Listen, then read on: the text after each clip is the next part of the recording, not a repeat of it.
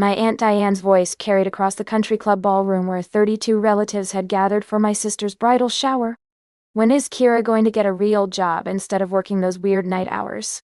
She's 28. At some point, you have to grow up and pursue something respectable. Murmurs of agreement rippled through clusters of relatives examining the gift table. My mother's sigh was audible from where she sat arranging ribbon bouquets, her expression mixing embarrassment with resigned disappointment about her unconventional daughter who worked irregular hours doing something with computers that knob. Audie quite understood.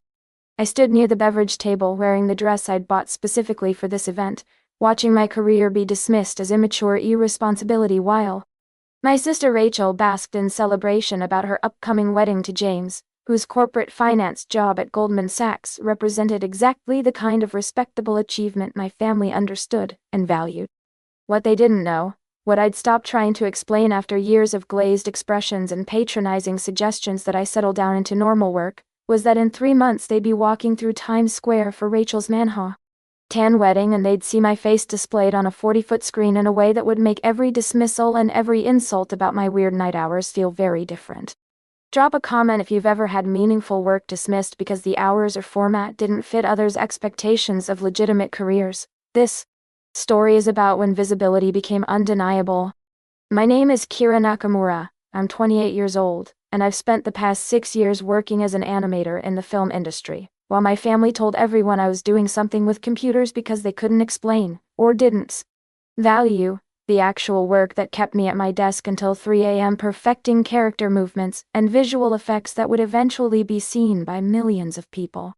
The Nakamura family had always valued conventional success markers, stable 9-to-5 jobs, predictable schedules, career paths that could be explained easily to relatives. My father Ken worked in pharmaceutical sales with a structured territory and regular hours. My mother Linda had been an elementary school teacher before retiring, her career defined by school calendars and consistent daily schedules. They'd raised Rachel and me with clear expectations about appropriate professional lives.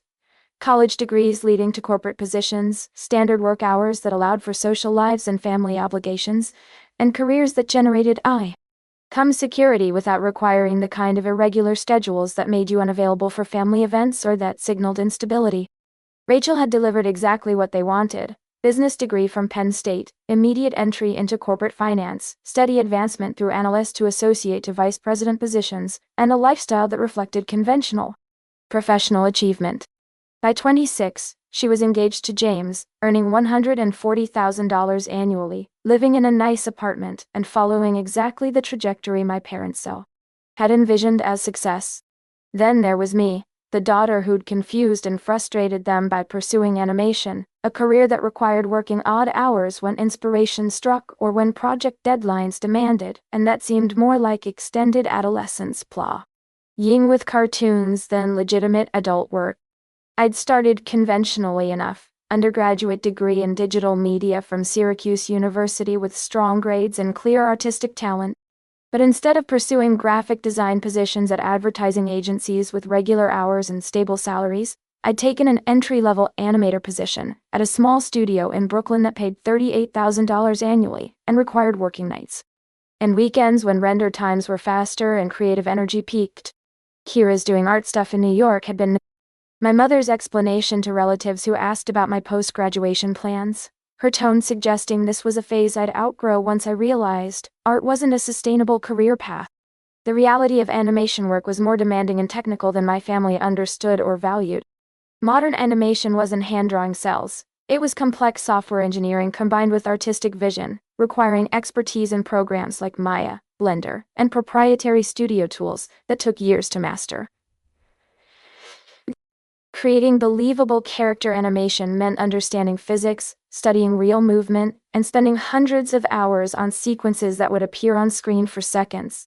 But because the work happened on computers during irregular hours and resulted in what my family viewed as cartoons, they dismissed it as something less serious than Rachel's corporate finance work with its regular schedule and impressive-sounding titles. Hit that subscribe button if you've watched a family reduce complex creative work to something they could dismiss easily. The revelation was building toward something they couldn't ignore. The night shifts they mocked weren't laziness or poor time management. They were strategic choices based on how animation production actually worked. Rendering complex 3D scenes required enormous computing power, and studios scheduled intensive rendering during overnight hours when systems weren't being used for active work. Animators who could work flexibly with render schedules became invaluable to production timelines. I also discovered that my creativity peaked between 10 p.m. and 4 a.m. when distractions disappeared, and I could achieve the kind of focused flow state that produced my best animation work. The character movements and facial expressions that would eventually define my portfolio were created during those night hours my family viewed as evidence of an unsustainable lifestyle. After 3 years at the small Brooklyn studio, I'd been recruited by DreamWorks Animation to join their feature film division, a position that represented significant prestige within the animation industry, but that my family had greeted with the same vague acknowledgement they'd given all my previous career updates. "Kira's still doing animation work in New York," Mom would tell people, never mentioning that DreamWorks was one of the industry's most prestigious studios, represented recognition of exceptional talent. The DreamWorks position had come with a $95,000 salary, more than Rachel had been earning at the same age, but my family had never asked about compensation because they'd assumed animation work paid modestly and wasn't financially comparable to real corporate careers.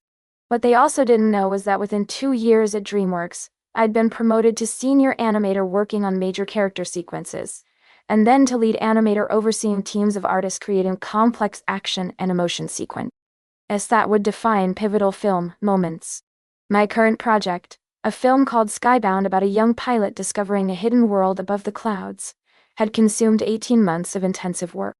As lead animator for the main character's flight sequences and emotional arc, I'd spent countless nights perfecting wing movements that felt aerodynamic and alive, facial expressions that conveyed complex emotions without dialogue, and action sequences that would make audiences forget why we're watching animated characters rather than living beings.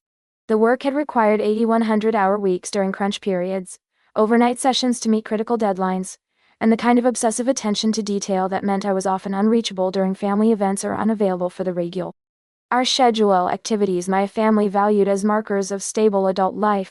Kira missed Thanksgiving because of work had become a recurring family narrative, delivered with the implication that my priorities were skewed, and that legitimate careers didn't require missing major holidays. But animation production schedules were non-negotiable. Films had locked release dates, marketing campaigns were planned months in advance, and missing deadlines could cost studios tens of millions in delayed revenue. My weird night hours and occasional unavailability for family events weren't about poor work-life balance. They were about contributing to projects that required intense commitment during production phases, and that would eventually reach audiences of millions worldwide.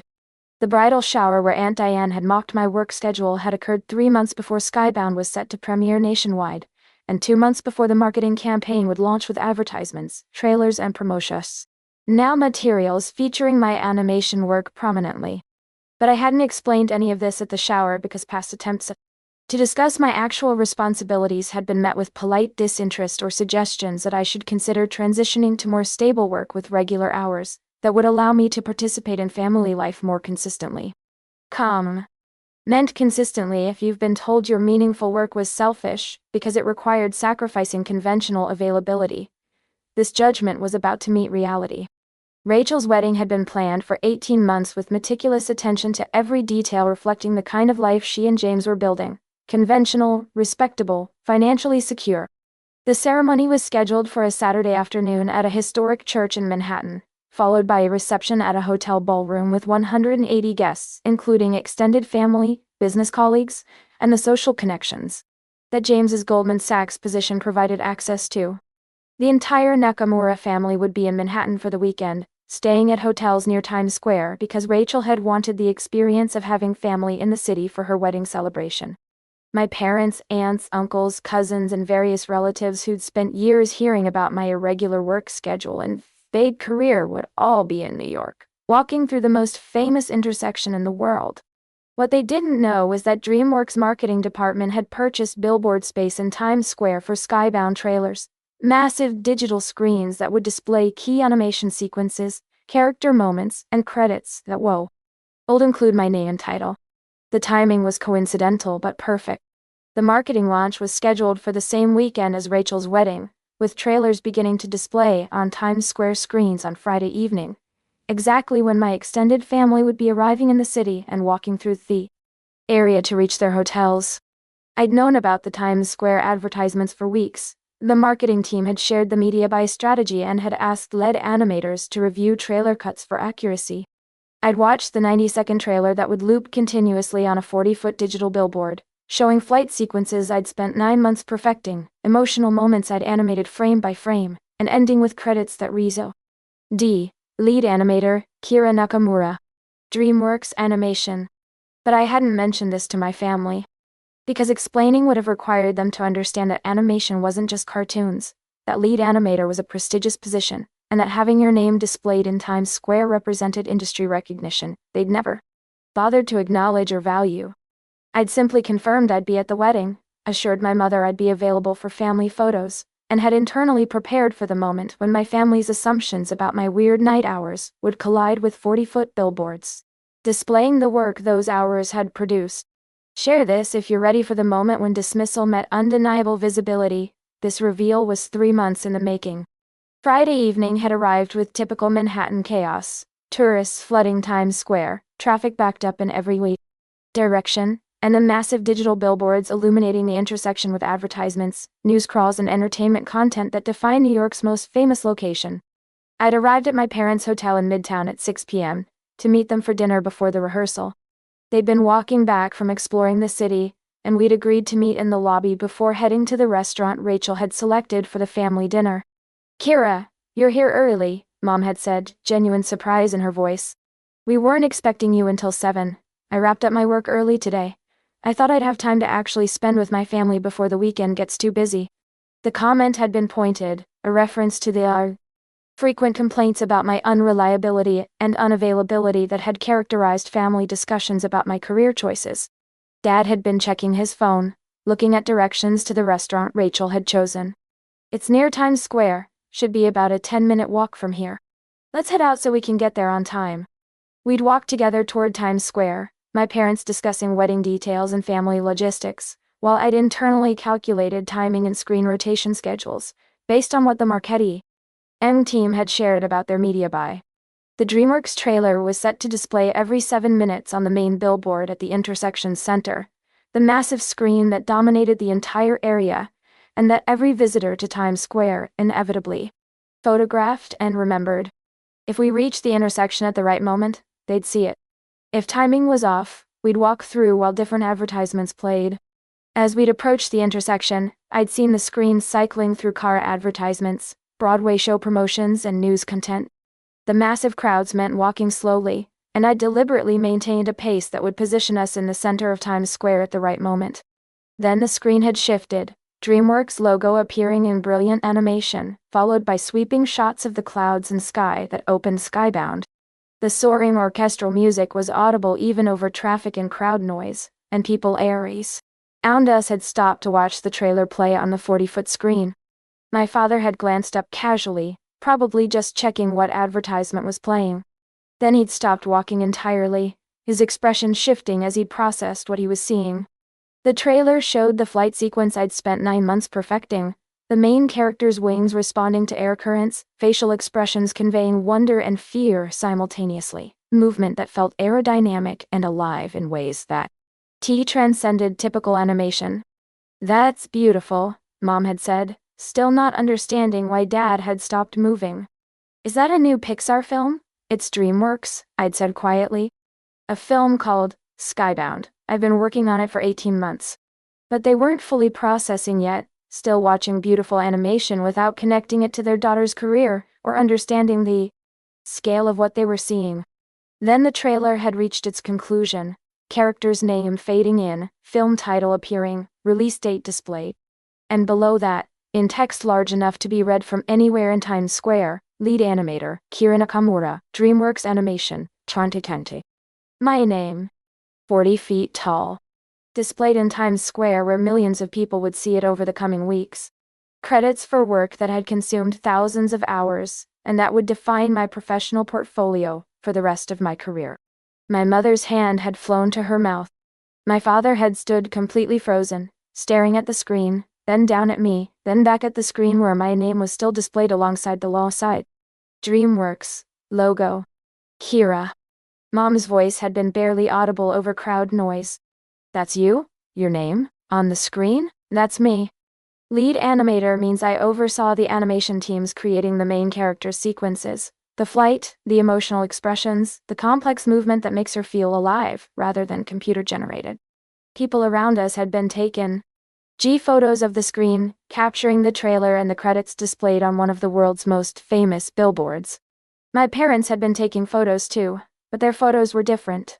They were capturing evidence that their daughter's name was displayed in Times Square, that the work they'd dismissed as weird night hours had produced something now being marketed to the entire world. Type displayed, if you believe the most powerful corrections are the ones that require no explanation. This visibility spoke for itself. We'd stood there through 2 more trailer rotations, my parents unable to move or process what they were seeing. Other relatives had started arriving. My Aunt Diane and Uncle Robert walking toward us, cousins emerging from nearby subway stations, Rachel and James approaching from the hotel where they'd been meeting with the wedding planner.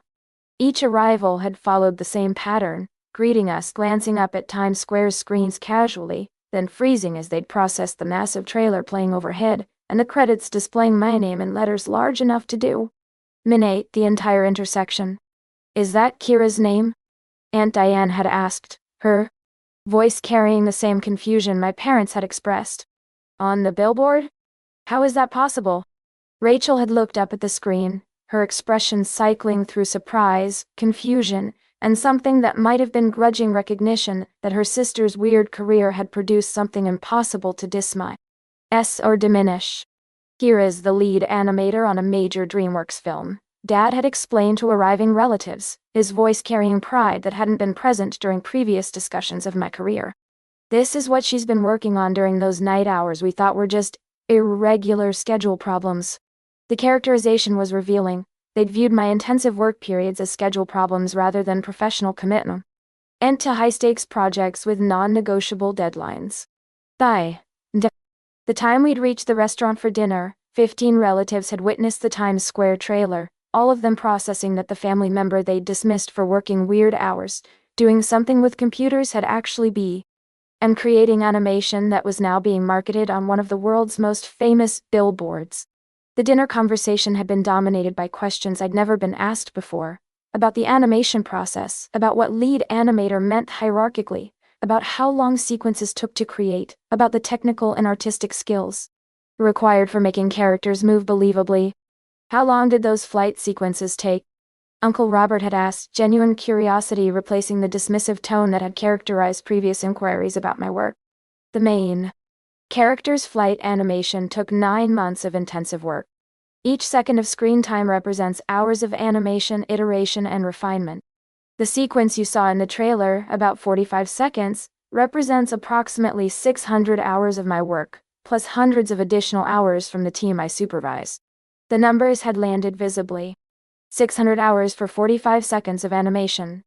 Suddenly my night shifts, and occasional unavailability for family events, seemed less like poor work-life balance, and more like intensive commitment to extraordinarily demanding creative work. And they're paying you for this? Aunt Diane had asked, apparently still processing that animation was legitimate professional work, rather than extended adolescence playing with cartoons. My current salary as lead animator is $165,000 annually. When films perform well financially, lead animators receive performance bonuses that can add $30,000 to $50,000. I also receive royalty percentages from some projects, though those payments come years after release based on total revenue. Rachel had visibly flinched at the salary number. She was making $140,000 in finance, respectable but less than I was earning doing work the family had dismissed as unstable and insufficiently serious for adult professionals. Common salary if you understand that people often need concrete numbers to recognize value they couldn't see through other metrics. This comparison shifted everything. The rest of Rachel's wedding weekend had been surreal. Family members who'd spent years dismissing my career now asking detailed questions about animation, requesting set visits or studio tours. They assumed I could arrange, and expressing surprise that DreamWorks was such a prestigious position. Why didn't you tell us you were working on such a major project? Mom had asked Saturday morning during the pre-wedding family breakfast. I've been trying to explain my work for 6 years.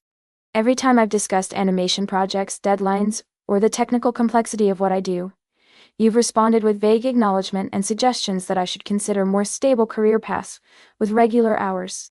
You decided animation was cartoons rather than serious professional work, and nothing I said would change that assessment because you weren't actually interested in understanding what I did. The response had been direct and uncomfortable, forcing her to acknowledge that their dismissal hadn't been based on my failure to communicate. It had been based on their unwillingness to value work that didn't fit their conventional expectations for legitimate careers. The wedding ceremony itself had been beautiful. Rachel and James exchanging vows in a historic Manhattan church, 180 guests witnessing their commitment, and the kind of traditional celebration my parents had always valued as appropriate life's milestones.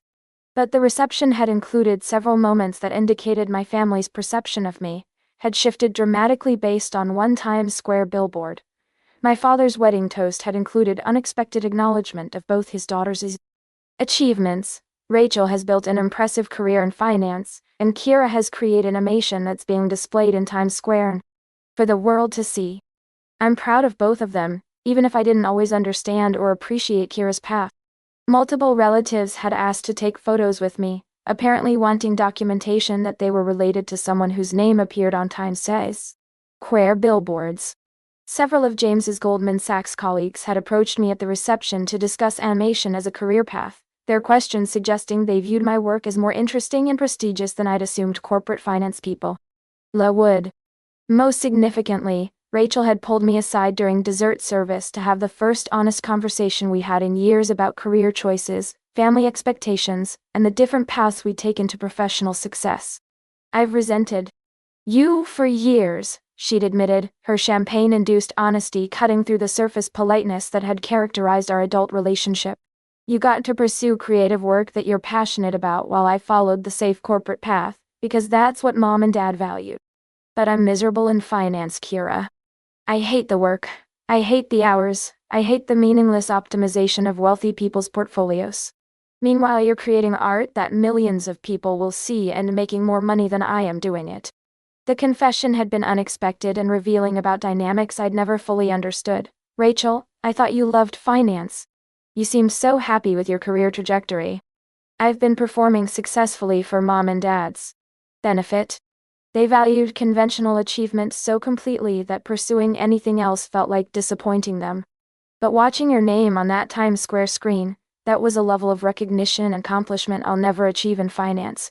And it made me realize I've wasted years pursuing their version of success instead of finding my own path. We'd talked for an hour in the hotel hallway while her reception continued inside, the most honest conversation we'd had since childhood, processing how our parents' narrow definition of success had shaped both our choices and our relations. Hip in ways that had been damaging to both of us differently. Drop performing if you believe the saddest family dynamics are the ones where everyone's performing different versions of success for audiences rather than building meaningful work. Rachel's recognition was its own revelation. The Monday following Rachel's wedding, I'd returned to the DreamWorks studio for the final production phases before Skybound's premiere. The film would release nationally in 2 weeks, with press screenings, premiere events, and the kind of marketing blitz that major studio releases receive. But my relationship with my family had shifted fundamentally based on one weekend in Times Square. My mother had called 3 times in the first 2 days after the wedding, asking questions about my career she'd never bothered with before, expressing interest in understanding animation in ways she'd never demonstrated previously. "Can we visit the studio sometime?" she'd asked during one call. "I'd like to see where you actually work and understand more about what you do."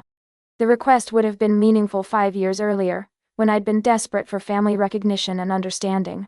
Now it felt performative, interest motivated by external visibility rather than genuine curiosity about my work or my life. "Mom, you can visit if you want, but I need you to understand something. My work hasn't changed. The animation you saw in Times Square is the same kind of work I've been doing for 6 years. The only thing that's different is that you saw it displayed in a context you couldn't ignore or dismiss. My career was always this legitimate, this demanding, and this successful. You just weren't interested in recognizing it until external validation made it impossible to maintain your assumptions." The conversation had been difficult but necessary, establishing that their changed behavior was belated recognition rather than appropriate acknowledgement of what had always been true about my professional trajectory. My father had responded differently, sending an email rather than calling. Kira, I've spent the weekend thinking about how we've treated your career choices and how wrong we've been about your work. We measured your worth by whether you conform to conventional schedules and career paths, and we dismissed extraordinary achievement because it didn't match our expectations for what success should look like. I can't undo years of making you feel like your work wasn't valuable, but I can commit to understanding it better going forward and being the kind of father who celebrates your achievements rather than comparing them unfavorably to conventional alternatives. I'm proud of you, and I'm sorry it took a Times Square billboard to make me say it. The apology was the first meaningful acknowledgement I'd received that their treatment had been wrong rather than just unfortunate misunderstanding. Skybound premiered 2 weeks later to excellent reviews and strong box office performance. The film earned $425 million globally during its theatrical run, making it one of DreamWorks' most successful releases that year. Critics praised the animation quality, specifically calling out the flight sequences I'd lead as breathtakingly realistic, and setting new standards for character animation in family films. My performance bonus for the film's success was $47,000, bringing my total compensation that year to $212,000. I'd also received offers from 3 other major studios seeking lead animators for upcoming projects, confirming that my industry reputation was now established enough to create genuine career leverage. But the most satisfying outcome wasn't the financial success or the critical recognition. It was the shift in how my family understood and discussed my career, replacing years of dismissal with belated appreciation for work that had always been invaluable regardless of whether they'd bothered to recognize it. 2 years after Rachel's wedding, I'm still working as a lead animator, now at Pixar on a project I can't discuss publicly, but that represents even greater creative and technical challenges than Skybound. My salary has increased to $195,000 base plus performance bonuses that have exceeded $60,000 some years. My parents have become genuine supporters of my career rather than dismissive observers, attending film premieres, asking substantive questions about projects, and correcting relatives who still occasionally refer to my work as doing some thing with computers. Most importantly, Rachel left Goldman Sachs 18 months ago to pursue architectural design, the creative field she'd always been interested in, but had dismissed as insufficiently prestigious for parental approval. She's earning less than she made in finance but is measurably happier doing work that engages her creatively, rather than just financially. Watching your name in Times Square was the wake-up call I needed, she'd told me during one of our now regular sisterly conversations. It showed me that unconventional paths can lead to extraordinary achievement, and that pursuing work you're passionate about matters more than conforming to other people's definitions of success. The Times Square moment hadn't just corrected my family's assumptions about my career. It had given Rachel permission to pursue work she'd been suppressing for years because it didn't match conventional expectations. Tell me about a time when people who dismissed your unconventional work had to confront evidence that contradicted their assumptions, or when family measured your worth using metrics that missed your actual achievements. How did you navigate that invisibility, and what would you say to someone whose meaningful work is dismissed because it doesn't conform to conventional success markers?